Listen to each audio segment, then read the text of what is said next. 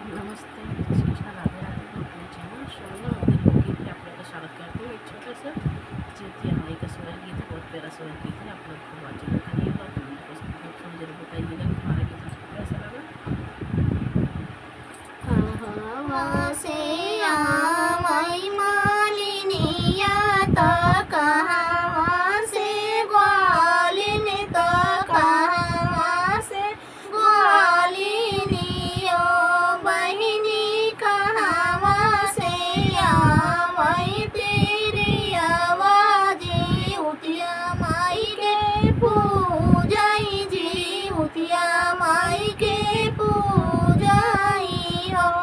बहिनी कहाँ से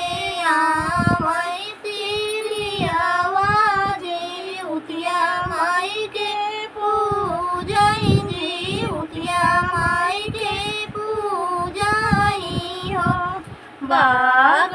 से आई मालिनिया ता गाँव देश ग्वालिन ता गाँव देश ग्वालिनियो बहिनी भीतरा से निकाली तेरी आवाज़ उठिया माई के पूजाई जी उठिया माई के पूजाई हो बहिनी भीतरा से निकाली तेरी आवाज़ उठिया माई के पूजाई जी उठिया माई के पूजाई हो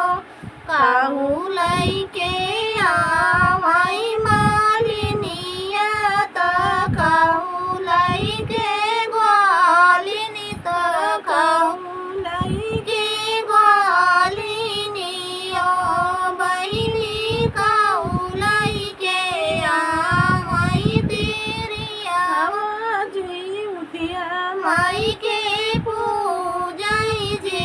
उठिया माई के पूजाई हो बहिनी काहू लैके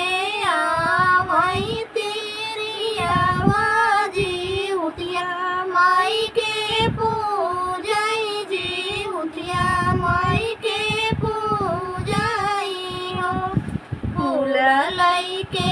आई मालिनिया ता दूधा दही ग्वालिन ता दूधा दही ग्वालिनी हो बहिनी बेटा लैके निकाली तेरी आवाज़ उठिया माई के पूजाई जी उठिया माई के पूजाई हो बहिनी बेटा लैके निकाली तेरी आवाज़ उठिया माई के पूजाई जी उठिया माई के पूजाई हो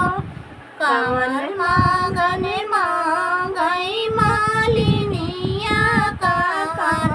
मांगन ग्वालिन कावन मांगन ग्वालिनी हो बहिनी कावन मांगन मांगई तेरी आवाज़ उठिया माई के पूजाई जी उठिया माई के पूजाई हो बहिनी कावन मांगन मांगई तेरी आवाज़ उठिया माई के पूजाई जी उठिया माई के पूजाई हो फूल फूल वरिया मांगई मालिन ता घिवा दूध ग्वालिन ता घिवा दूध ग्वालिनियो बहिनी नाती पोता मांगई तेरी आवाज़ उठिया माई के पूजाई जी उठिया माई के पूजाई हो बहिनी नाती पोता मांगई तेरी आवाज़ उठिया माई के